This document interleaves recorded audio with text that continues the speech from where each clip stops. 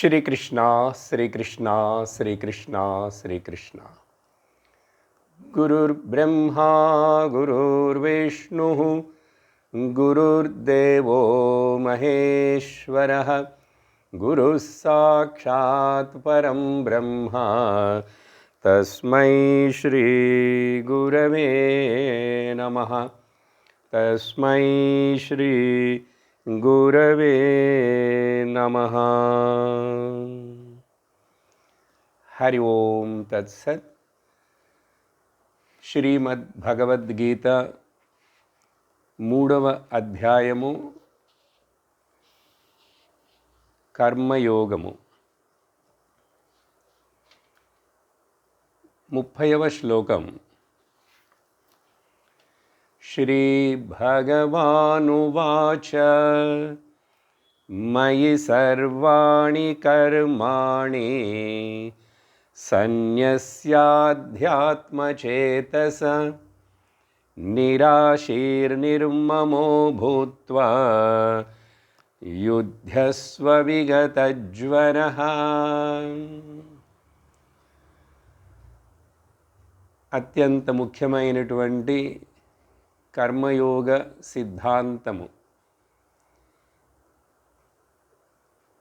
ఎన్నోసార్లు మనం ఈ కర్మయోగముల గురించి వింటున్నప్పటికీ కూడా పూర్తి అవగాహన రావటానికి కొంతకాలం పడుతుంది. అవగాహన అయిన వాళ్ళకి అయిందంటే చాలా మంచిది. ఈ 3వ అధ్యాయము ముఖ్యముగా భగవాన్ శ్రీకృష్ణుడు మనకు జీవితంలో ప్రతి మనిషి ఎలాగా వాళ్ళ స్వధర్మాలను చేస్తూ దాని ద్వారా చిత్తశుద్ధిని పొంది దాని ద్వారా జ్ఞానమును పొందుటకు కావలసిన అర్హతను పొంది ఆ తర్వాత వాళ్ళు ఆ జ్ఞాన మార్గంలో నిష్ణాతులవ్వాలి అని చెప్తున్నటువంటి ఈ శ్లోకాలలో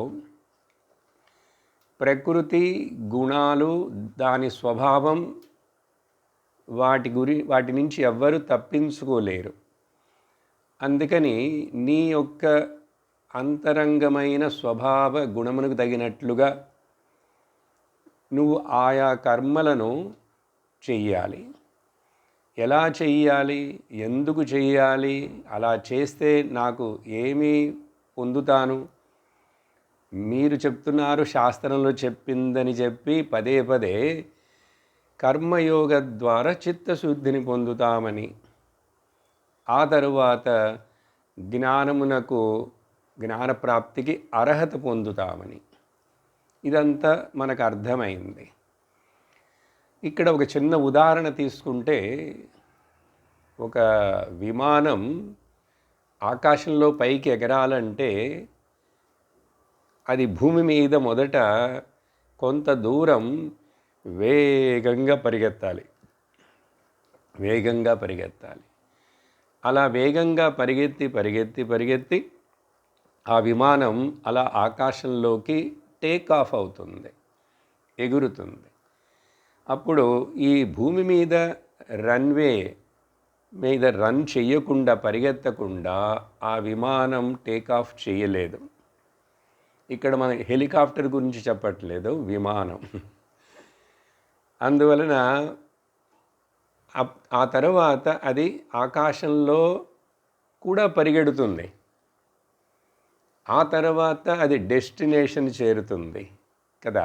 అదేవిధంగా కర్మయోగ అనేటువంటిది ఈ రన్వేలో విమానం పరిగెత్తినట్లుగా మనం కర్మయోగంలో ఉండి జీవితంలో కొంతకాలం ఆ తరువాత దాని వలన ఆ వేగాన్ని పుంజుకొని ఆకాశంలో ఎగరగలిగిన శక్తి విమానానికి వచ్చినట్లుగా మనకు జ్ఞాన మార్గంలో పయనించటానికి కావలసిన అర్హత రావాలి ముందట. అర్హత వచ్చిన తర్వాత కూడా విమానం ఆకాశంలోకి వెళ్ళిన తర్వాత కూడా పరిగెడుతున్నది, అది వెళుతూనే ఉన్నది. కానీ ఈ కింద పరిగెత్తినట్లుగా పరిగెత్తట్లేదు, అక్కడ కూడా పయనిస్తుంది. అంటే జ్ఞాన మార్గంలో పడది కొంతకాలం మనిషి పయనించాలి. పయనించంగా అప్పుడు జ్ఞానం పరిపక్వమయ్యి జ్ఞాననిష్ట వస్తుంది. ఇది శాస్త్రం యొక్క వెరీ క్లియర్ పిక్చర్. ఇది మనకు బోధిస్తుంది. ఇప్పుడు ఈ విధమైనటువంటి ఈ కర్మను యోగము మనకు అర్జునుడు ద్వారా కృష్ణ పరమాత్మ బోధిస్తున్నారు. దీంట్లో గడిచిన సత్సంగంలో ఈ 30వ శ్లోకాన్ని మనం ప్రారంభించాం. దీనిలో 2 పదాలను మాత్రమే మనం అర్థాన్ని చూసాం. అదొకసారి గుర్తు చేసుకుందాం. ఈ శ్లోకం చాలా ముఖ్యమైనది. కర్మయోగ అనే 3వ అధ్యాయంలో అత్యంత ముఖ్యమైన కీలకమైన శ్లోకం. దీంట్లో భగవంతుడు ఏం చెప్తున్నాడంటే, మొదట నువ్వు అధ్యాత్మ చేతసుడుగా ఉండు అన్నారు. అధ్యాత్మ చేతసుడుగా ఉండు. అధ్యాత్మ చేతస అంటే నేను మీకు రకరకాల దృష్టికోణాల్లో మీకు వివరించాను. వివేక బుద్ధ్య అని రాస్తారు శంకరాచార్యులు వారని. అంటే దాని కింద మనకు ఆధ్యాత్మిక ఉన్నతి, ఆధ్యాత్మిక జీవితం, దాని లక్ష్యం మోక్షం, పరమ పురుషార్థమని నాకు ఎప్పుడూ జ్ఞాపకం ఉండాలి. ఆ లక్ష్యం మర్చిపోకూడదు. అత్యంత శ్రద్ధతోటి కూడిన మనసుతో నువ్వు ఈ జ్ఞాన మార్గాన్ని నడవటానికి నిర్ణయించుకుంటే నీకు అధ్యాత్మ బుద్ధి ఉన్నదని అర్థం. మరొకటి అధిభూతం అధిదైవం అని చెప్తున్నప్పుడు శాస్త్రంలో అధ్యాత్మ అనే పదాన్ని వాడతాం. అక్కడ అర్థం తీసుకున్నా కూడా అధ్యాత్మం అంటే జీవుడని అనుకుంటున్న నేను, నా జీవితం ఎందుకు మొదలైంది, ఈ శరీరంలోకి ఎందుకు వచ్చాను అని చెప్పి నన్ను గురించి నాయందే, నా చేతనే, నాలోనే నేను విచారణ చెయ్యాలి. అది ఆత్మం. ఇక్కడ ఆత్మం అంటే నా గురించే. నేను మొదట ఇది ఎవరని తెలియాలి. ఆ తర్వాతనే కదా నాకు బంధం ఉన్నదా లేదా, నాకు మోక్షం కావాలా లేదా, అసలు నేనెవరనని సరిగ్గా తెలియకపోతే ఐడెంటిటీ క్రైసిస్ అంటారు. ఈ ఐడెంటిటీ క్రైసిస్సే అర్జునుడికి మొదటి అధ్యాయంలో వచ్చింది. సహజంగా మనందరికీ కూడా ఈ ఐడెంటిటీ క్రైసిస్ ఉన్నది. దాన్ని తొలగించుకోవాలి. శాస్త్ర శ్రవణము ద్వారా అర్థం చేసుకొని నన్ను నేను నిజంగా కరెక్ట్గా తెలుసుకోవాలి. అప్పుడు అధ్యాత్మ చేతస అంటే అత్యంత శ్రద్ధతోటి, ఏకాగ్రమైన బుద్ధితోటి, కమిట్మెంట్ తోటి, సిన్సియర్గా ఒకడు ఇటువంటి అధ్యాత్మ బుద్ధితోటి ఏం చెయ్యాలి? ఆ తర్వాత పదం సర్వాణి కర్మాణి మయి సన్యస్య. అది మొత్తం ఒకటే స్టేట్మెంట్గా తీసుకుందాం. నాయందు అని అక్కడ భగవంతుడు తనను గురించి చెప్పుకుంటున్నాడు. తనను గురించి చెప్పుకుంటున్న ఆ కృష్ణుడు నిజంగా ఎవరు? తన పేరుని కృష్ణుడని చెప్పుకోలేదు, మయి అంటున్నాడు. అంటే నాయందు. అక్కడ శంకరాచార్యుల వారు రాస్తారు, మయి అంటే భగవంతుడు ఏ దృష్టితోటి నాయందు అని చెప్పి ప్రయోగిస్తున్నాడంటే వాసుదేవే పరమేశ్వరే సర్వజ్ఞే. చూడండి, వాసుదేవుడంటే అంతటా వ్యాపించి నిండి ఉన్నవాడు వాసుదేవుడు. పరమేశ్వరుడంటే సర్వమునకు అధిపతిగా ఉండి, నియామకుడుగా ఉండి, అధ్యక్షుడుగా ఉండి అన్నిటినీ పరిపాలిస్తున్నవాడు. అప్పుడు ఆయన అన్నీ తెలిసి ఉన్నవాడు, సర్వమును తెలిసి ఉన్నవాడు.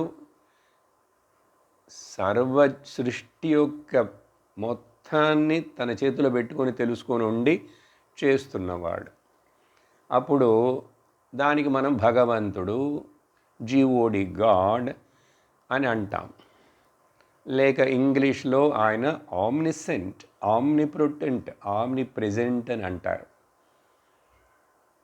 అప్పుడు అటువంటి ఆ ఈశ్వరుడు ఇంకంతే. దానికి శివుడా, విష్ణువా, మరొకట, లేక దేవినా అని చెప్పి ఇట్లాంటి సందేహం రాకూడదని శంకరాచార్యులు వారు వాసుదేవే పరమేశ్వరే సర్వజ్ఞే, ఆయన యందు సర్వాత్మని అంటే సర్వమునకు ఆత్మస్వరూపుడుగా మూలముగా ఉన్నటువంటి ఆ ఈశ్వరుడి యందు సర్వాణి కర్మాణి, అన్ని కర్మలు పొద్దున లేచినప్పటి నుంచి రాత్రి మరలా పడుకునేంత వరకు ఆ నిద్రను కూడా సమాధిగా అనుకొని అన్నీ ఆయనకి అర్పణ, ఆయన కోసం చేస్తున్నాను అని చెప్పేటువంటి ఈశ్వరార్పణ బుద్ధితోటి అని అర్థం. ఇది విన్నాం కదా ముందు శ్లోకాలలో. కర్మయోగం అంటేనే రెండు పాయింట్లు. ఒకటేమో ఈశ్వరార్పణ బుద్ధితోటి కర్మలు చేయటం, లభించింది దొరికిందేమో ఫలమును ప్రసాద బుద్ధితోటి స్వీకరించటం. లేక ఏం చెప్తాం, సరి అయిన పని చెయ్యాలి, సరి అయిన భావంతో చెయ్యాలి, proper action and proper attitude అని చెప్పాం. సో ఇప్పుడు ఇక్కడ అది చెప్పారు. కర్మాణి సర్వమును సన్యస్య అంటే ఇక్కడ ఆ పదాన్ని నేను చెప్తున్నాను ఆ రోజు, దాంతో మనం నిలిపేశాం. ఇక్కడ సన్యాసం తీసుకోవటము, వేషం మార్చుకోవటం, పేరు మార్చుకోవటము, ఆశ్రమ ధర్మాన్ని మార్చుకోవటం కాదు. అలా మార్చుకోగలిగిన వాళ్ళు మార్చుకునే అవకాశము సమయం వచ్చినప్పుడు మార్చుకుంటే పర్వాలేదు. కానీ ఇక్కడ సన్యస్య అంటే నా యందు త్యాగము చేసి, నా యందు ఆహుతి చేసి, సమ్యక్ న్యాసము, నా యందు వదిలేసి, నా మీద బాధ్యతను పెట్టి. ఎందుకు నువ్వు నీ తల మీద బరువును మోస్తావు? ఒక ఆయనట ఇనప పెట్టె ఆ రోజుల్లోలేండి, తల మీద పెట్టుకొని రైల్వే స్టేషన్కి వచ్చాడు, తల మీద పెట్టుకొని వచ్చాడు. తర్వాత చేతిలోకి తీసుకున్నాడు, లేక చేతిలో కూడా తెలియదు, తల మీద పెట్టుకొని ఎక్కుతుంటారు. రైలు ఎక్కాడు. రైలు ఎక్కిన తర్వాత వెళ్ళి తనకు ఒక సీటు దొరికింది, సీట్లో కూర్చున్నాడు. కానీ తల మీద ఉన్నటువంటి ఆ ఇనప పెట్టెని తీసి కింద పెట్టడే. పక్కన ఆయన అడిగాడు, ఏంటి బాబు రైల్లో ఎక్కేసావుగా, సీట్లో కూర్చున్నావు, ఇంకా తల మీద ఆ పెట్టె పెట్టుకుని ఎందుకు మోస్తున్నావంటే, అది కింద పెడితే రైలుకు బరువు ఎక్కువైపోతుంది అన్నాడుట. ఇలాగే మనం కూడా అన్నీ దేవుడికే, ఆయన మీదనే భారం అంతా వేసేస్తే జీవితం నడుస్తుందా ఏమిటండి? పనులు అవుతాయా ఏమిటి? నేను కూడా కొంచెం ఆ భారాన్ని నా తల మీద పెట్టుకొని తలనొప్పి వచ్చేంత వరకు, మెడ నొప్పి వచ్చేంత వరకు తిప్పలు పడద్దా అని అంటాం, వాదిస్తారు కూడా. అది సబబు కాదు కదా. అందుకనే ఇది మనకు అట్లా అలవాటు లేదు, ఇప్పుడు అలవాటు చేసుకోవాలి. అందుకనే కదా ఈ 5 సూత్రాలు, 5 ముఖ్యమైన ఇక్కడ మనకు సాధనలు చెప్తున్నాడు. కర్మయోగం అంటే ఏమనుకుంటున్నావు? ఎలా చేస్తే అది కర్మయోగం అవుతుందో అర్థం చేసుకో. అందుకని సన్యస్య, భారమునంతా ఆ ఈశ్వరుడి మీద పెట్టి మనం కేవలం ఎలా ఉండాలి? ఒక కేర్ టేకర్గా ఉండాలి, కంట్రిబ్యూటర్గా ఉండాలి. ఈశ్వరుడు యొక్క సృష్టి మొత్తం యజ్ఞ చక్రం జరుగుతున్నదా, ఇది చక్కగా తిరిగేట్లుగా నా సహకారం, నేను చేయగలిగినంత, నాకు ఇచ్చిన బాధ్యత, దేవుడు నన్ను ఎక్కడ ఏ ప్లేస్లో పెట్టాడో, ఎటువంటి పరిస్థితులందు పెట్టాడో అక్కడే ఆయనకి అర్పణ భావంతో చేస్తూ నా చిత్తమును శుద్ధి చేసుకొని నేను చింతించకుండా బాధపడకుండా ఉండాలి. ఆ తర్వాత పదాలు చూసామంటే నిరాశీయుడువై ఉండు అన్నారు. నిరాశుడుగా ఉండాలి. నిరాశ అంటే ఇక్కడ 2 రకాల అర్థాలు వస్తాయి తెలుగులో. వాడికి నిరాశ చెందాడు, ఎందుకంటే ఏదో ఓడిపోయినాడు జీవితంలో, ఏదో పోగొట్టుకున్నాడు కాబట్టి వాడికి ఇప్పుడు నిరాశ పొందేశాడు, హోప్ లేదు, హోప్ను వదిలేశాడు అంటారు కదా. అదొక అర్థం వాడుకలో. కానీ ఇక్కడ ఆశ అంటే కోరిక. అందువలన కోరికలన్నిటినీ వదిలేసిన వాడు, నాకు అంటూ ప్రత్యేకముగా దేవుడి దగ్గర అడిగి పొందాల్సినటువంటి కోరికలు ఏమీ లేవు. ఆయన అన్నీ చూసుకుంటున్నాడు, మనుష్య శరీరాన్ని ఇచ్చాడు. మ్యాక్సిమం అడిగితే ఏమడగాలి? నాకు ఈ మనుష్య శరీరాన్ని ఇచ్చావు, దీని ద్వారా నేను ఏం పొందాలో ఏమి చెయ్యాలో కూడా నువ్వు బోధిస్తున్నావు. ఆ బోధనలు నేను చక్కగా విని అవి అర్థం చేసుకొని వాటిని జీవితంలో అమలుపరిచే విధంగా నాకు నువ్వు ధైర్య వీర్య సాహసాలనివ్వు. దాని ద్వారా నేను నువ్వు చెప్పినట్లుగా ఈ శరీరాన్ని, మనుష్య జీవితాన్ని చక్కగా ఉపయోగించుకొని నేను నిన్ను చేరుకుంటాను. నీకు నాకు భేదం లేదని ఐక్య జ్ఞానమును పొందేసి ఇంకా ఈ సంసారము మరలా ఈ పుట్టుట, చచ్చిపోవుట ఈ చక్రంలోకి రాకుండా ఉండగలను. అది మాత్రమే కాదు, ఇప్పుడు ఈ శరీరంతో ఈ జీవితంలో కూడా చక్కగా శాంతిగా, ఆనందముగా, సంతోషముగా, నెమ్మదిగా, విశాల బుద్ధితోటి చింతించకుండా. ఆ తర్వాత పదం వస్తుంది, నిరాశి అంటే ఇది అర్థం. దాంతోపాటుగా నిర్మముడునై ఉండాలి. మమత అనేటువంటిది ఏంటంటే ఇక్కడేవో ఇవన్నీ నాకు చెందినవి పేరుకు చెప్తుంటాం. ఈ ఇల్లు నా పేరుతోటి రాసుందండి, ఈ కారు నాది, నా పేరుతో ఉన్నది. వ్యవహారంలో ఇవన్నీ కావాలి. బ్యాంకులో డబ్బులు నా పేరులోనే ఉన్నాయి, డిపాజిట్ అకౌంట్, కానీ అవన్నీ నిజంగా నావి కావు. తత్కాలమునకు నావి అనుకుంటున్నవన్నీ నావి అనుకుంటున్నవి నీవి కావురా కాదు అని గుర్తుంచుకోవాలి మనస్సులో. అందుకని అలా అని చెప్పి ఇప్పుడే ఆ బ్యాంక్ అకౌంట్ అంతా ఎవరికి ఇచ్చేస్తాననకూడదు, ఆ ఇల్లు ఎవరికో రాసేస్తాననకూడదు. అవి ఉండని, కానీ గుర్తుంచుకో, ఇది నాకు చెందినది కానే కాదు, ఇవన్నీ భగవంతుడివి. ఒక్క పైసా కూడా, చిల్లి గవ్వ కూడా నాకు చెందింది కాదు అని గుర్తుంచుకోవాలి మర్చిపోకుండా. అప్పుడు నువ్వు నిజమైన భక్తిని చూపిస్తున్నావు, నిజమైన ఈశ్వరుడి యొక్క సమర్పణ భావంతో.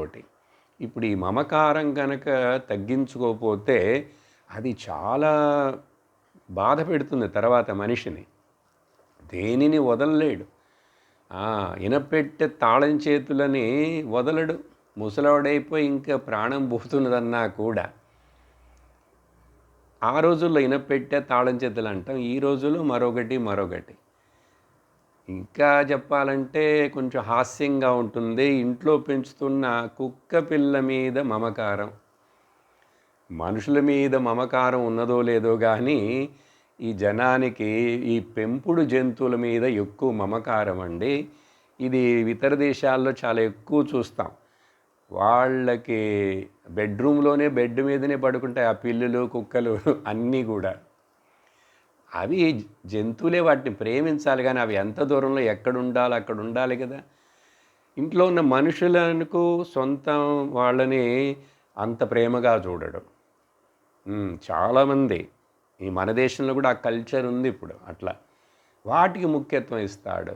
ఇంకా చివర సపోజ్ వీడు గనక ఆ ప్రాణం పోయే సమయంలో ఆ కుక్క పక్కనే పడుకొని ఉంటుంది, అది చూస్తుంటుంది, ఇతడు చూస్తుంటాడు.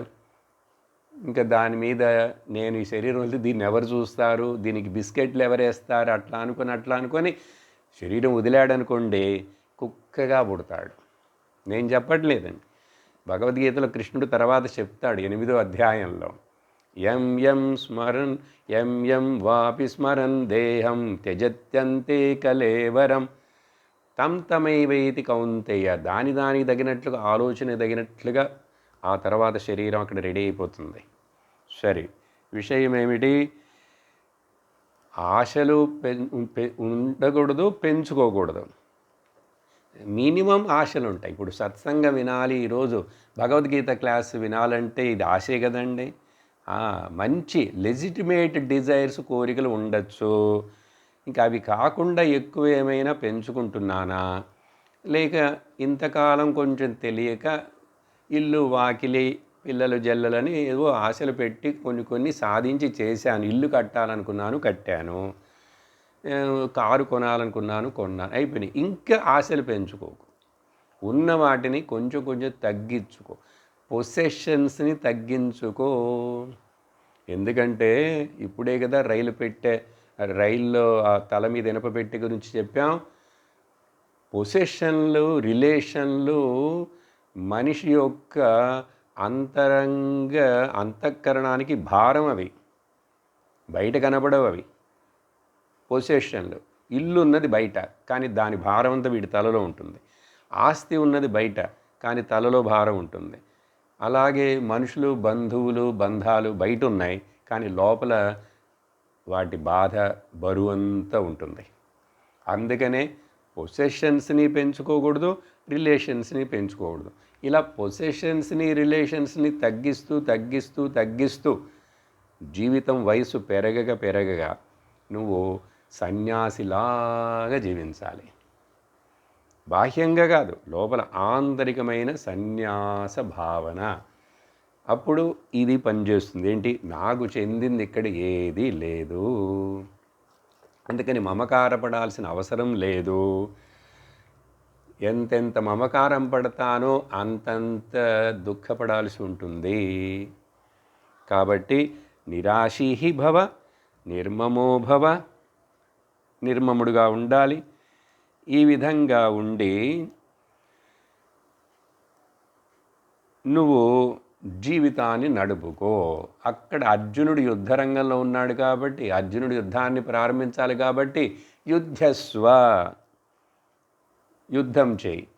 యుద్ధం చేయంటే నీ చేయాల్సిన కర్మను, ధర్మమును, డ్యూటీని చెయ్యి అని అర్థం. ఇక్కడ మనకి యుద్ధం అంటే మన జీవితమే. మన జీవితం అందరికీ కూడా ఒక యుద్ధం లాంటిదే. ఎప్పుడు ఇక్కడ దీని గురించి చింతిస్తుండాలి, ఆలోచిస్తుండాలి, సమస్యలు వస్తుంటే పరిష్కారాలు చేస్తుండాలి, ఎదుర్కొంటుండాలి. చెప్పి చివరగా యుద్ధస్వ అంటే మరొక అర్థం చెప్తాను. ఆన్ వార్ ఫుట్ అంటారు కదా.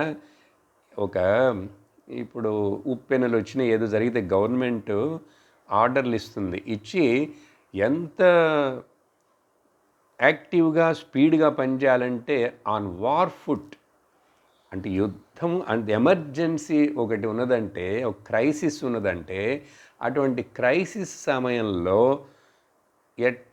ఎంత తొందరగా పనిచేయాలి. ఇప్పుడు ఎమర్జెన్సీ ఉందండి, ఒక మనిషికి ప్రాణం అపాయం ఉంటే అప్పుడు ఎంత తొందరగా అంబులెన్సు, దాంట్లో ఇంటెన్సివ్ కొంచెం యూనిట్ అంతా ఉంటుంది, ఆక్సిజన్ పెట్టాలి, అదంతా ఆన్ వార్ ఫుట్ ఎమర్జెన్సీగా. అట్లా ఇక్కడ జీవితంలో లేజీగా, ఆలస్యంగా, ఆలస్య నిద్ర ప్రమాదాలతోటి జీవితాన్ని జడుపుకుంటుంటే ఆధ్యాత్మిక జీవితంలో కుంటిపడిపోతాం, నిదానమైపోతాం. అందుకని ఎలర్ట్గా ఉండాలి. యుద్ధస్వ అంటే చాలా అతి అప్రమత్తమైనటువంటి జీవితం. దాన్ని యుద్ధస్వ అంటే అర్థం కాని మనకి ఇక్కడ అంటే నా శ్రవణ మననాలు, నా సాధన, నా శాస్త్రం మీద నా యొక్క శ్రద్ధ, ఇవన్నీ డే బై డే బాగా పెరగాలి, బలపడాలి. అందుకని యుద్ధస్వ అంటే అర్థం అదే. అలర్ట్ లివింగ్ అండి. మధ్యలో ఏదో జరుగుతుంది, కుటుంబంలోనో, జీవితంలోనో, శరీరానికో ఏదో వస్తుంటాయి కదా. వాటి వలన నేను మానసికంగా దిగజారిపోను, నా లక్ష్యాన్ని మర్చిపోను, అప్పుడు అలా ఉండటానికి పేరు యుద్ధస్వ. ఆ యుద్ధస్వ అట్లా ఎలర్ట్గా ఉండి జీవితాన్ని నడిపేటప్పుడు మరొక కాషన్ ఏంటంటే విగత జ్వర. ఈ జ్వరం అనేటువంటిది సహజంగా టెంపరేచర్ ఉంటే జ్వరం అంటుంటారు కదా. విగత అట్లాంటి ఒక జ్వరం ఏమీ లేకుండా, ఇదేంటండి జ్వరాన్ని పదాన్ని తెచ్చి ఇక్కడ అర్జునుడికి చెప్తాడు. అర్జునుడికి ఏం టెంపరేచర్ లేదుగా, వస్తుందేమో అని ముందుగానే కాషన్ ఇస్తున్నాడంటే చూడండి, ఈ విగత జ్వర అంటే జాగ్రత్తగా అర్థం చేసుకోవాలి. చాలా ముఖ్యమైన పదం. ఎగ్జైట్మెంట్ లేకుండా, ఎగ్జైట్మెంట్ తాపత్రయం లేకుండా, టెన్షన్ లేకుండా, ఇన్ఫీరియర్ సుపీరియర్ కాంప్లెక్స్లు లేకుండా, అలాగే జ్వరం అనేటువంటిది ఇంకొకటి ఏమిటో తెలుసా, మెంటల్ కొలెస్ట్రాల్ని కూడా జ్వరం అంటాం, అహంకారాన్ని జ్వరం అంటాం, మమకారాన్ని కూడా జ్వరం అంటాం. అందువలన విగత జ్వర. మరొక దృష్టికోణంలో విగత జ్వర అంటే భూతకాలం యొక్క ప్రభావాన్ని, భూతకాలమును వర్తమాన కాలంలోకి తీసుకురాకు. Don't drag your past into the present. అర్థమైందా? అలాగే భవిష్యత్ కాలముని చింతిస్తూ వర్తమాన కాలమును అవమానించకు, నిర్లక్ష్యము చెయ్యకు. Don't neglect and insult your present tense by bringing the future tense in the present tense. అర్థమై ఉంటుంది. సింపుల్ ఇంగ్లీషే కదా, చాలా అవసరం.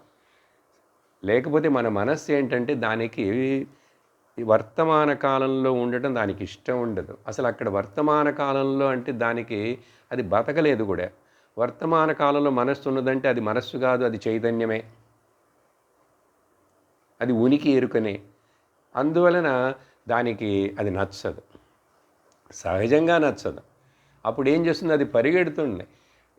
జరిగిపోయిన పాస్ట్ని తీసుకొచ్చి చింతిస్తూ ఆనందించటమో లేక దుఃఖపడటమో అది చేస్తే దానికి చాలా బాగుంటుంది మనస్సుకి.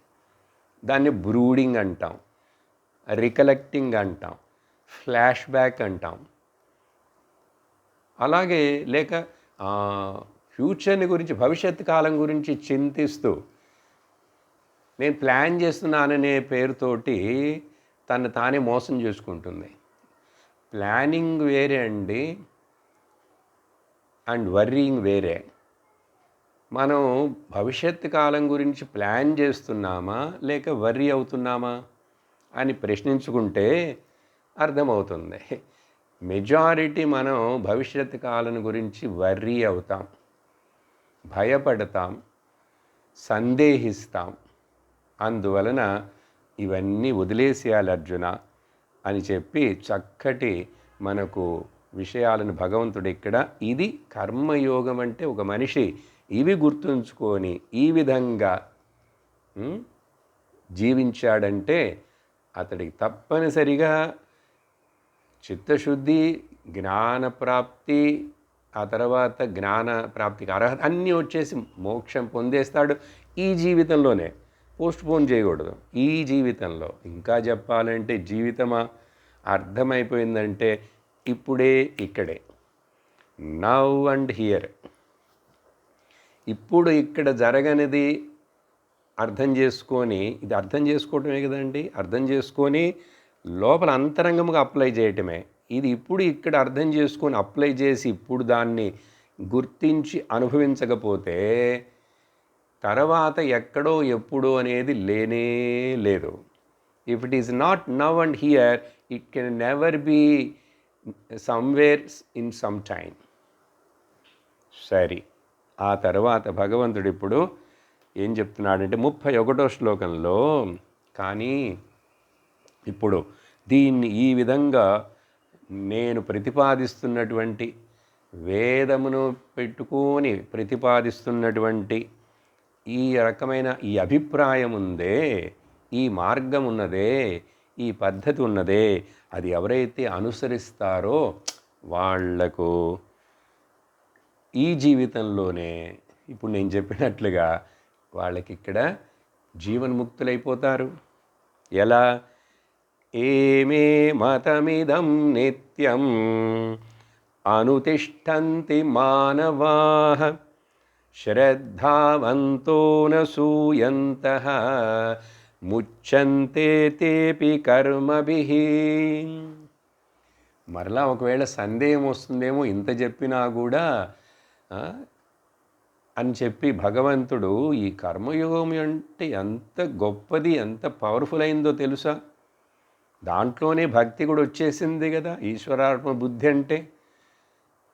ఇది తెలుసుకోకుండా నేను భక్తి చేస్తున్నానని దాన్ని ఏదో విధంగా చేస్తూ ఉంటే, ఆశలతోనే భక్తి చేస్తుంటే, బార్గెనింగ్ తోటి భయంతో భక్తి చేస్తుంటే అదేం ప్రయోజనపడుతుంది? ఇది అర్థమైందంటే నీకు భక్తి కూడా శుద్ధమవుతుంది, భక్తి కూడా పరిపక్వమవుతుంది. అందువలన కాబట్టి ఏది ఇప్పుడు నేను నా అభిప్రాయంగా, అంటే నా సొంతం కాదు, మతం అంటే అభిప్రాయం అండి. ఇది కృష్ణుడు అభిప్రాయమా? రాముడి అభిప్రాయం ఏంటి? లేక మురుగన్, సుబ్రహ్మణ్యం, ఇట్లా అభిప్రాయాలు వేరు ఉండవు. శాస్త్రం అనేది ఒకటే, శాస్త్రం యొక్క లక్ష్యం అనేది ఒకటే. అది ఎవరు మాట్లాడినా, ఎక్కడ మాట్లాడినా, ఏ భాషలో మాట్లాడినా కూడా అక్కడ ఉన్నది కరెక్ట్గా కనుక చెప్పారు, అర్థం చేసుకొని అంటే ఒకటేగానే ఉంటుంది. చెప్పే విధానంలో వేరుండొచ్చు. కాబట్టి ఈ యొక్క యూనివర్సల్ ధర్మం అండి ఇక్కడ తీసుకోవాలంటే. మతం అంటే మనం కూడా హిందూ మతం అని అలవాటు పడ్డాం కదా, కానీ ఇక్కడ మతం అని భగవంతుడు వాడుతున్నది ఆ దృష్టిలో కాదు. ఏదైతే సనాతన ధర్మంగా ఉందో అంటే అది అప్పుడు, ఇప్పుడు, ఎప్పుడు, అక్కడ, ఇక్కడ, ఎక్కడనైనాను వాళ్లకు వీళ్లకు ఎవరికైనా కూడా పనిచేస్తుంది, అది చెల్లుతుంది. అలాంటి దాన్ని సనాతన ధర్మం అంటాం. అర్థమైందా? అందుకని మతం అంటే ఇక్కడ మతాలు లోకంలో ఎన్నో వస్తుంటాయి, పోతుంటాయి, వాళ్ళ అభిప్రాయాలు మారినండి. ఆత్మ మారుతుందా? బ్రహ్మ మారుతాడా?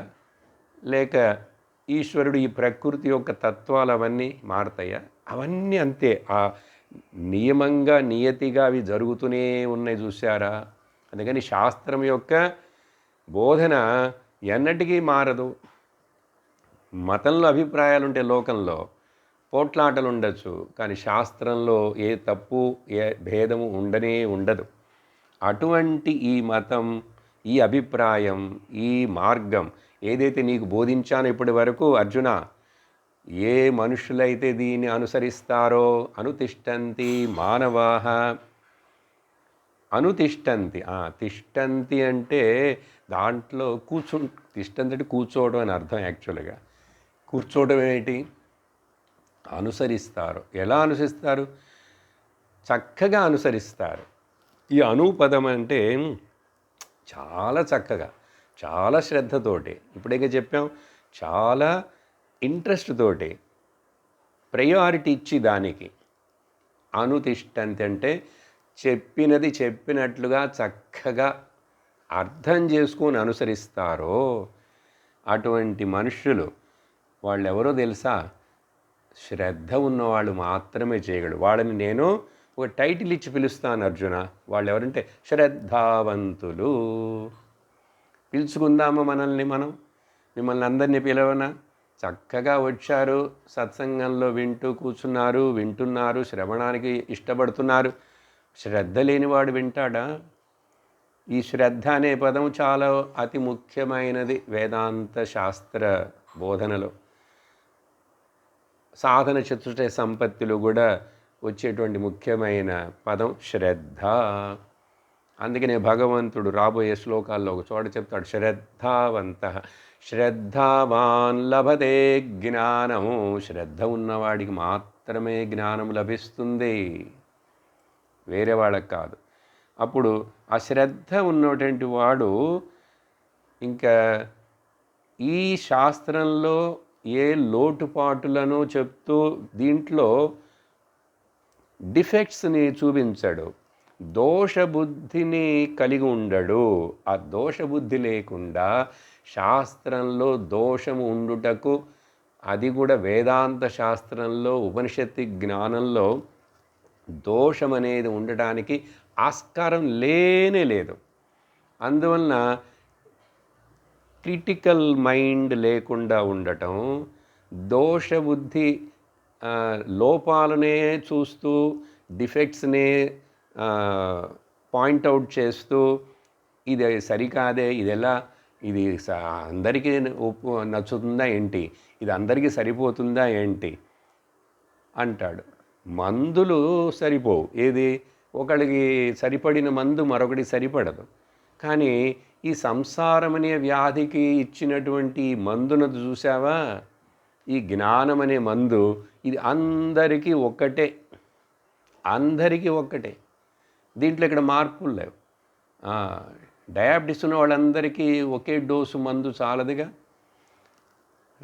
డోసు మార్చాలి, బ్రాండ్ మార్చాలి, ఏవో చేస్తారు. కానీ ఈ సంసారం అనే వ్యాధికి ఒకే ఒక మందు జ్ఞానం, లేక అజ్ఞానం అనే వ్యాధికి జ్ఞానం మాత్రమే మందు. అప్పుడు ఈ క్రిటిసైజ్ చేసే బుద్ధి లేకుండా ఉండేవాడికి పేరు అనసూయుడు. అనసూయంత, ఇది చాలా ముఖ్యమైన పదం, మళ్ళీ కొంచెం వివరిస్తాను. అసూయ అంటే ఈర్ష్యపడటం, ఎన్వీనెస్ ఇన్ ఇంగ్లీష్. ఇప్పుడు అసూయ అనేటువంటిది ఎవరి మీద మనకు ఏర్పడుతుంది సహజంగా?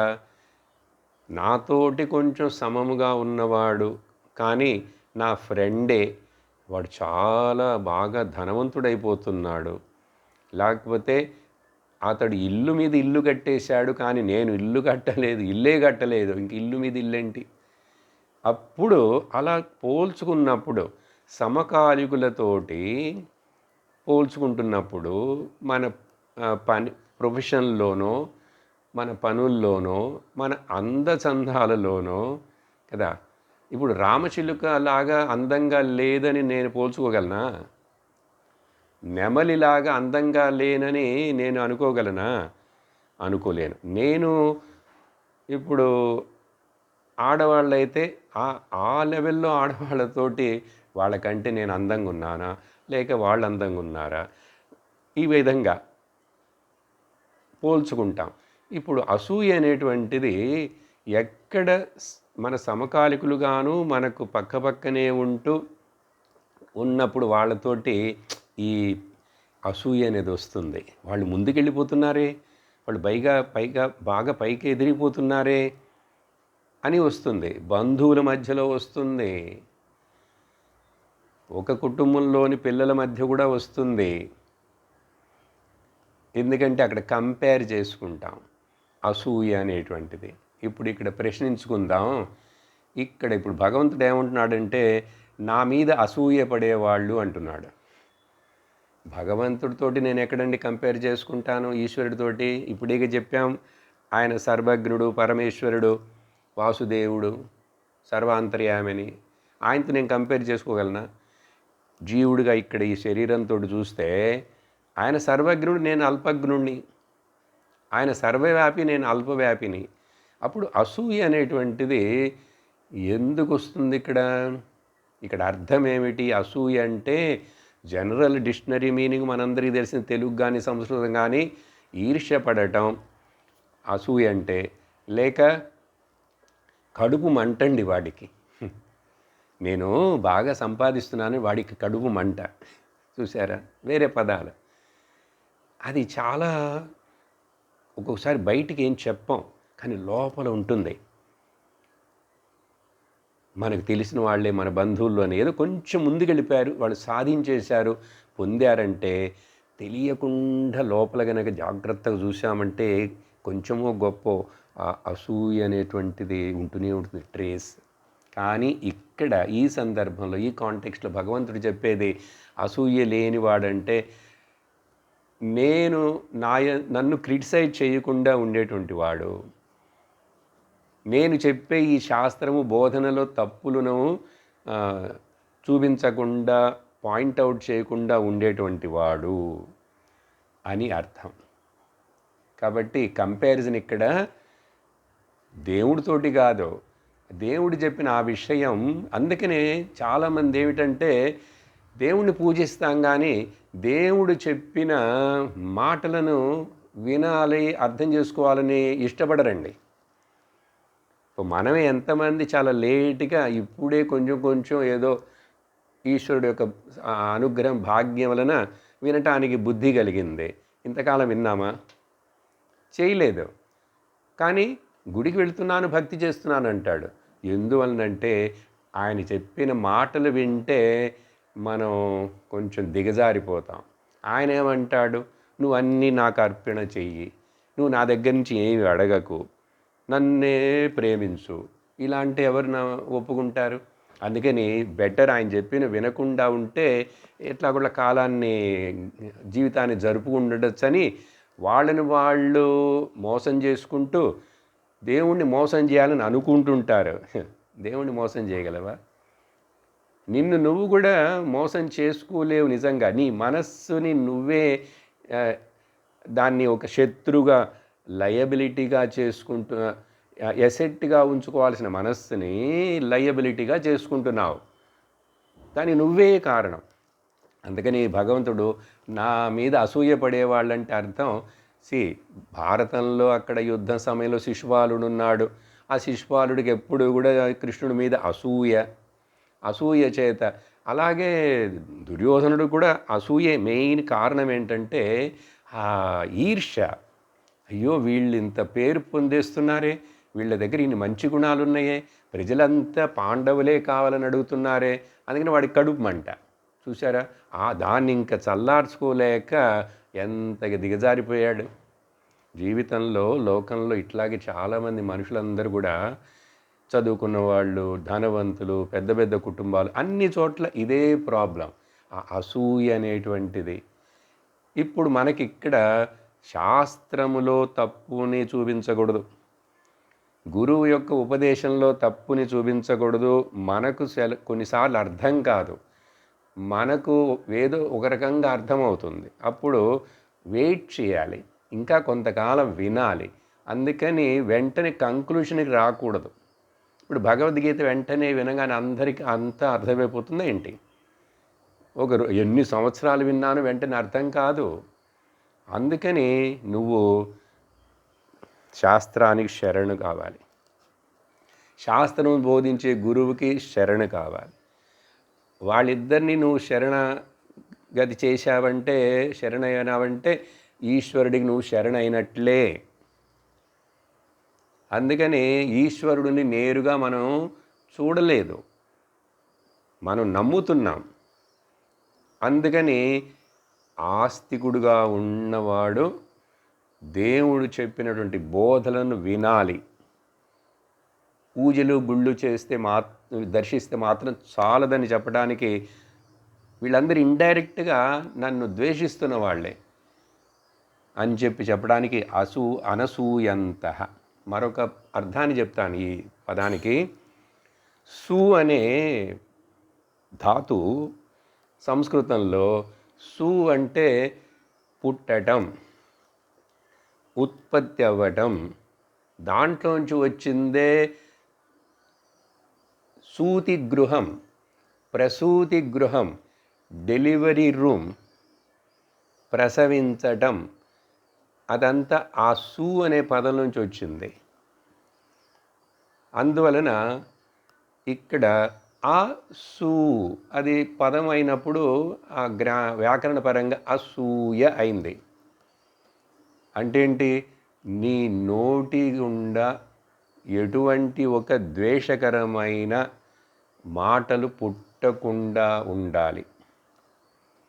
ఇక్కడ ఆ అనేటువంటిది నెగిటివ్ పార్టికల్ కాదు. అనేన సూయతే ఇది అసూయ. అది రకరకాలైన రూపాలను తీసుకొని కొన్ని మనసులోనే ఉంటాయి, కొన్ని మాటల రూపంలో వస్తాయి, కొన్ని చేష్టల రూపంలో వస్తాయి. ఇది ఇస్సు అంటే లేని దాన్ని కల్పించి ఇంకా ఇంకా వదంతులు చెప్పి వాళ్ళని ఎట్లయినా దిగజార్చాలని, వాళ్ళని ఎట్లయినా సరే బలహీనులను చేయాలని, వాళ్ళ ముందు నేరుగా తిట్టి చెప్పకపోయినా కూడా వేరే వాళ్ళ ముందు వాళ్ళని గురించి క్రిటిసైజ్ చేసి వాళ్ళలో ఉన్న తప్పులని పాయింట్అవుట్ చేసే బుద్ధి ఉంటే అనేన సూయతే. అది కాయికముగా కానీ, వాచికముగా కానీ, మానసికముగా కానీ. అర్థమైందా? సూయ అసూయ. ఇప్పుడు ఇక్కడ అనసూయ, అది లేకుండా ఉన్నవాడు. ఇది నెగిటివ్ పార్టికల్. అసూయ అనసూయ, అది పదం అట్లా మారుతుంది.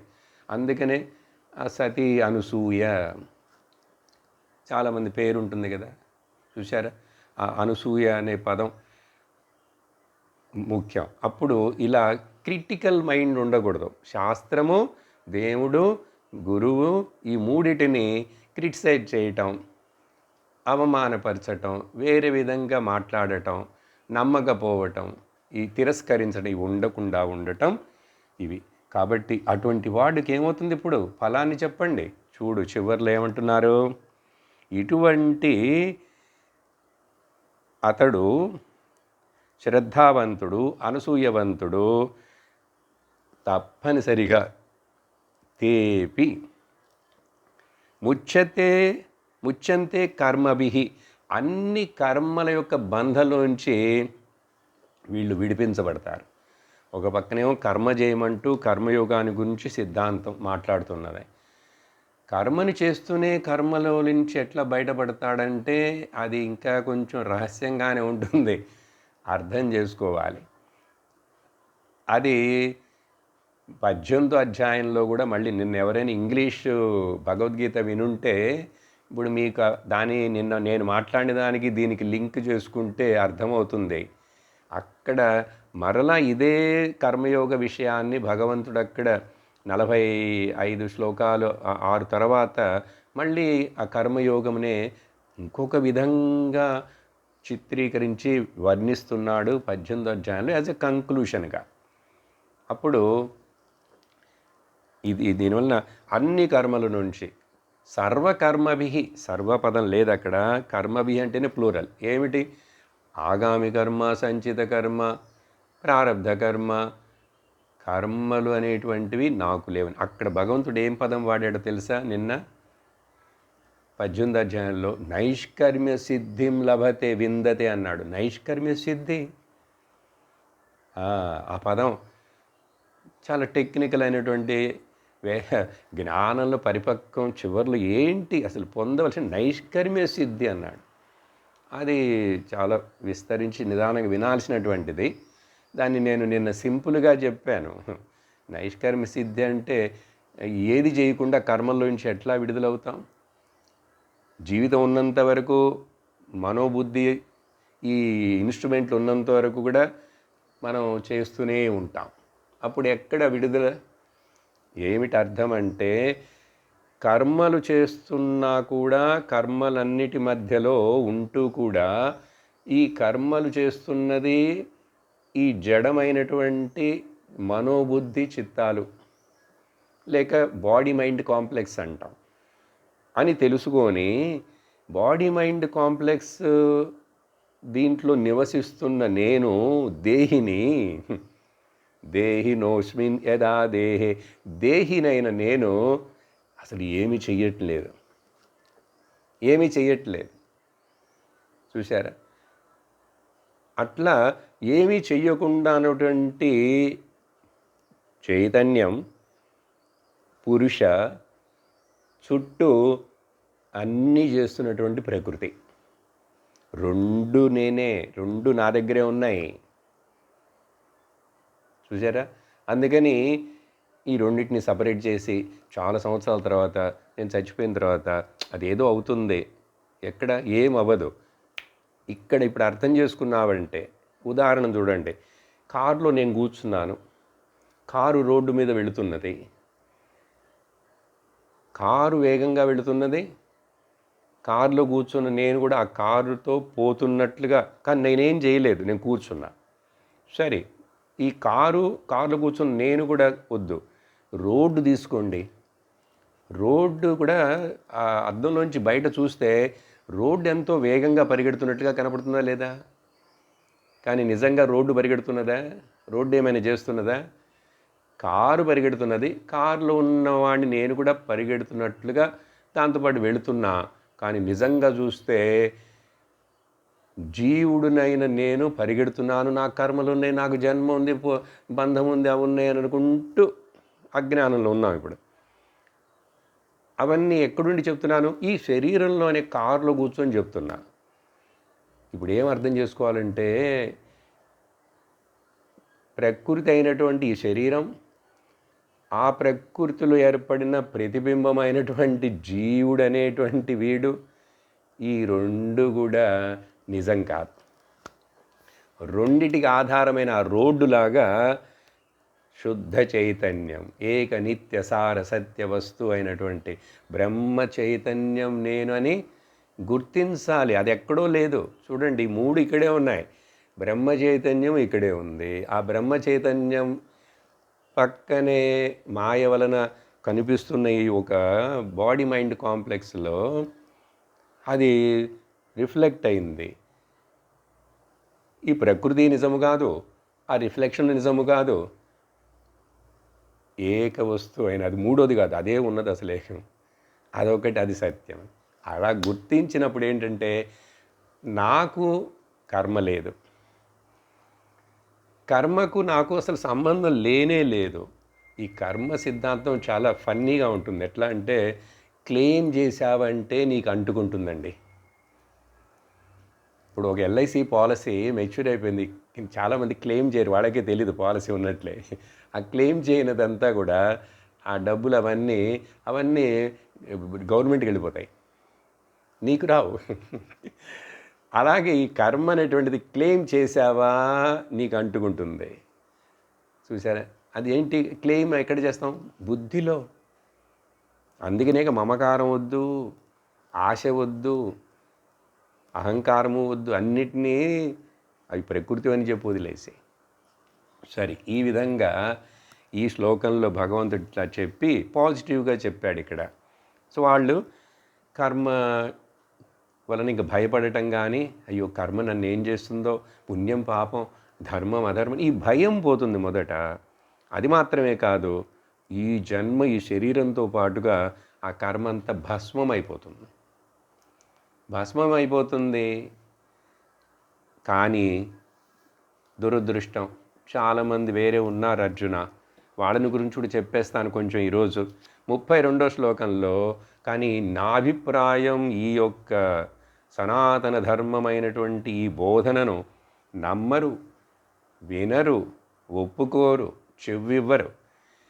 ఏత్వే తదభ్యసూయంతః నానుతిష్ఠంతి మే మతం సర్వజ్ఞాన విమూఢాంస్తాన్ విద్ధి నష్టాన చేతసః. భగవంతుడు బాధపడుతున్నాడు. నేను ఇంత చెప్పి పెట్టాను, ఇంత మాట్లాడాను, కానీ ఏం చేయను? చాలామంది ఉన్నారు, మెజారిటీ. ఏతు ఇంకొక పక్కన చూస్తే దీనికి పైన చెప్పిన దానికి విపరీతంగా ఎవరు వాళ్ళు? నా యొక్క ఈ యొక్క బోధనను, ఈ వేదముల యొక్క ఈ సారమును, టీచింగ్ని వాళ్ళు నమ్మరు, ఒప్పుకోరు. నాస్తికులని తీసుకుందాం, వాళ్ళకి నమ్మకం లేదు దేని మీద. కానీ మనం చాలామంది కూడా ఆస్తికుల్లాగా ఉంటున్న నాస్తికులం చాలామంది. మీరందరు కాదు, అర్థమైందా పదం? చూడటానికి ఆస్తికుల్లాగున్న నాస్తికులు. ఎట్లా? ఏ దృష్టిలో? నువ్వు భగవంతుడిని పూజిస్తావు, నీకు ఈశ్వరుని మీద నమ్మకం ఉందంటావు, ఇంట్లో పెట్టుకున్నావు, గుళ్ళకి వెళతావు, అన్నీ చేస్తావు, పండగలు చేస్తావు. ఆ అదే చెప్పాను, దేవుడు బోధించిన బోధనను చక్కగా వినాలని ఆశ రాదు. 60 ఏళ్ళు 70 ఏళ్ళు కూడా రాదా? అప్పుడు నువ్వు నాస్తికుడివి. నిజంగా చెప్పాలంటే మెజారిటీ లోకంలో ఆస్తికులుగా కనపడుతూ చూడటానికి పైన, కానీ వాళ్ళు లోపల నిజంగా చూస్తే నాస్తికులే. శాస్త్రమును వినని, శ్రద్ధ చూపించని, నమ్మని, దాన్ని స్వీకరించని వాళ్ళందరూ నాస్తికులు. కానీ బయటికి చూస్తే మన చుట్టూ చాలామంది, మన ఇళ్లల్లో మనం కూడా ఒక కాలానికి ముందు, ఇదంతా వినటానికి ముందు అట్లా ఏదో పైన మేము చాలా రిలీజియస్ పీపుల్ అంటాడు. నిన్న వేరే ఇంకొక మాట చెప్పాను, రైచువస్లీ రిలీజియస్గా ఉండాలి. కేవలం రిలీజియస్గా ఉంటే చాలదు. రైచువస్లీ రిలీజియస్, ధార్మికమైన ధార్మికపరమైన మతమును అనుసరించుట. మతం మారుతుందండి, పూజించే ఆరాధించే పద్ధతులు మారుతున్నాయా లేవా, కానీ ధర్మం మారుతుందా? అప్పుడు ఆ ధర్మానికి ముఖ్యత్వం ఇవ్వడు, కానీ నేను మతమును అనుసరిస్తున్నానంటాడు. అదే చెప్పాను ఇప్పుడు, నేను ఆస్తికుడిని అంటాడు, కానీ లోపల నిన్ను నిజంగా అడిగితే నువ్వు నాస్తికుడివి. శాస్త్రం చెప్పినట్లుగా జీవితంలో ఆశ్రమ ధర్మం ప్రకారం గృహస్థుడు జీవితం అయిన తర్వాత వానప్రస్థుడు అయినావా నువ్వు? వానప్రస్థుడు అయిన తర్వాత సన్యాసం లాగా ఉండి జ్ఞానం పొందాలని నీకు ఆశ ఉందే? దానికోసం కావాల్సిన ప్రిపరేషన్ చేశావా? దానికోసం సత్సంగాన్ని విన్నావా? గురువుని ఆశ్రయించావా? అప్పుడు అలా చేయని వాళ్ళందరినీ భగవంతుడు అభ్యసూయంతః, ఆ అసూయనే పట్టుకొని ఉన్నటువంటి మిగిలిన వాళ్ళందరూ న్యాచురల్గా నా అనుతిష్టంతి, వాళ్ళు దీన్ని వినలేదు కాబట్టి వాళ్ళకి తెలియదు కాబట్టి వాళ్ళు అనుసరించరు కాబట్టి వాళ్ళకేంటి నష్టమో తెలుసా? అట్లాంటి సర్వజ్ఞాన విమూఢాన్, వాళ్ళకి లోకంలోనూ సుఖంగా ఉండలేరు, ఇహపర సుఖాలు రెండూ ఉండవు. అందువలన ఇక్కడ సర్వజ్ఞానం అంటే అనాత్మ జ్ఞానము వాళ్ళకి బాగా లేదు. అంటే ఆత్మజ్ఞానం ఇంకెక్కడి నుంచి వస్తుంది? ఇక్కడ సగుణ ఈశ్వరుని గురించి వాళ్ళకి బాగా తెలియదు, ఇంకా నిర్గుణ ఈశ్వరుని గురించి వాళ్ళకి ఎట్లా తెలుస్తుంది? ఇక్కడ సర్వజ్ఞానం అంటే అలా తీసుకోవాలి. వాళ్ళకి థియరిటికల్గానూ తెలియదు, ప్రాక్టికల్గానూ తెలియదు. అందువలన వాళ్ళు అటువంటి విమూఢులు. ఏం చేసేది వాళ్ళని మరి? మామూలు మూఢత్వం అయితే పర్వాలేదు, చాలా అట్టర్ డబుల్ ఫూలిష్నెస్ కదా విమూఢ. ఈ విమూఢ అనే పదం ఉపనిషత్తు, భగవద్గీత, భజగోవిందం చాలా పవర్ఫుల్గా వాడుతుంది. చూసి కూడా అర్థం చేసుకోలేరు, చెప్తున్నారు ఎవరు విందామని కూడా ఉండదు. అందుకనే పశ్యన్నపి న పశ్యతి మూఢ అన్నారు ఆయన భజగోవిందంలో. చూస్తున్నాడు కానీ చూడట్లేదు, వింటున్నాడు కానీ వినట్లేదు. చూడండి మరి దీన్ని ఏమంటారు? ఇంకా ఫూలిష్నెస్లో సూపర్ రిలేటివ్ డిగ్రీ చెప్పాలి. అందుకని విమూఢాన్ ఏంటి వాళ్ళ గతి? తాన్ నష్టాన్ అచేతసః విద్ధి, తెలుసుకో, వాళ్ళు they are the greatest losers. ఎందుకంటే మనుష్య జీవితం, మనుష్య జన్మ, అది భారతదేశంలో, అది వేదభూమిలో, కర్మభూమిలో, పుణ్యభూమిలో, త్యాగభూమిలో, ఋషిభూమిలో ఇన్ని ఉండి కూడా వీడు దాన్ని ఉపయోగించుకోలేదంటే మరి వాడు నష్టపోయిన వాడే కదండి. ఇది కేనోపనిషత్తులో చెప్పాలంటే మహతీ వినష్టి అంటుంది. అబ్బా, గ్రేటెస్ట్ లాస్. ఎందుకంటే మళ్ళీ మనుష్య జన్మ వస్తుందని నమ్మకం ఉందా? తెలీదు.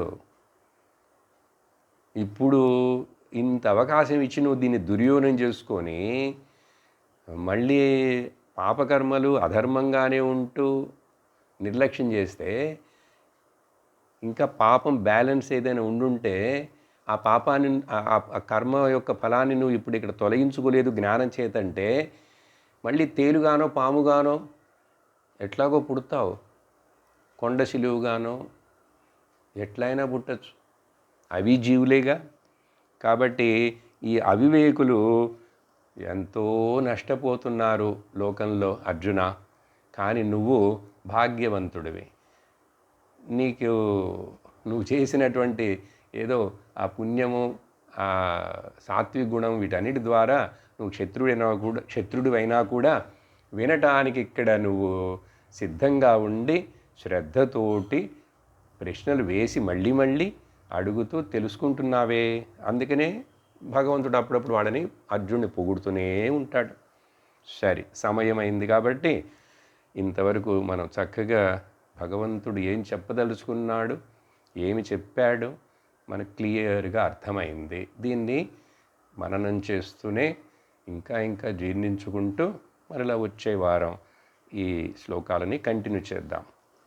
ఓం పూర్ణమదః పూర్ణమిదం పూర్ణాత్ పూర్ణముదచ్యతే పూర్ణస్య పూర్ణమాదాయ పూర్ణమేవావశిష్యతే.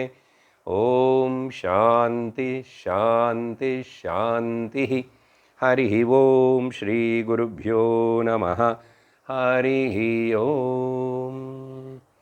వచ్చే శుక్రవారం ఆ సదాచారాన్ని కంటిన్యూ చేస్తాం తెలుగులో. నారాయణ. హరి ఓం.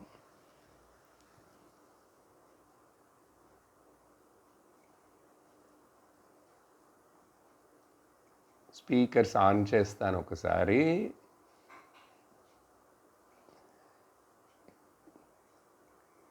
ఓకే. హరి ఓం. అందరికీ సంతోషం. నారాయణ. ఏవైనా సందేహాలు ఉన్నవాళ్ళు